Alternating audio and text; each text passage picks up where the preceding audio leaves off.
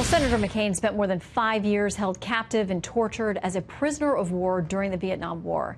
Captain Charlie Plumb was shot down 6 months before McCain and was one of the first to learn of his capture. And as an expert in covert communication, he found ways to communicate with the late senator while they were both imprisoned in Hanoi. Captain Plumb joins us now to reflect on the life and legacy of Senator John McCain. Captain, it's an honor to have you with us, sir. Thank you, Shannon. A pleasure. Listen, I know before Hanoi and what happened there, I understand Senator McCain had been your flight instructor out of the Naval Academy. What was he like? He was a tough instructor, that's for sure. A real taskmaster, but he really wanted us to be the best that we could be. Mm-hmm. And the difference, I think, in John as an instructor and as a prisoner of war, even as a politician, was that he didn't follow all the rules. He did not lock step with a lot of other people, and you had no advantage with him if you had political power or money or prestige. He was going to treat his students with the best he could, with teaching us the best way to fly and the best way to live life.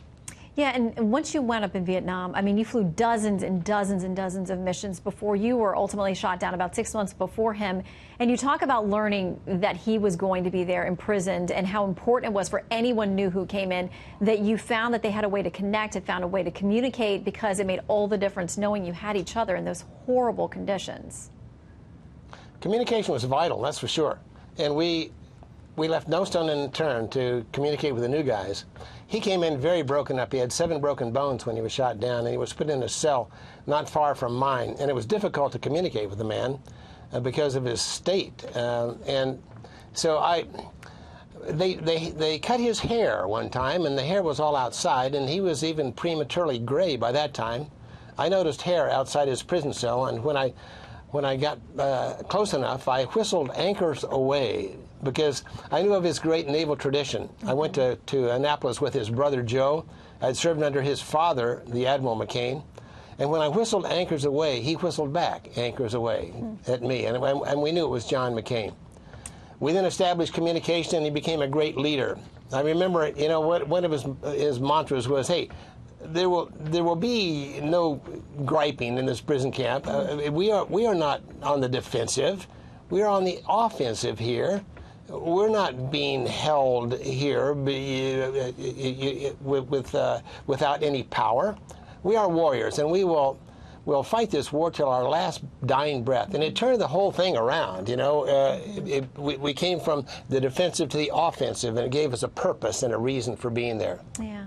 In a sentence or two before we're out of time, how do you want people to remember him now as they're grieving? I would hope that they would pledge rather to take joy from his life, and to try to be more like McCain, and to be your own, have your own moral compass, and live by that compass, and not necessarily those around you, not your party, not your not the crowds. Be your own person and live by that.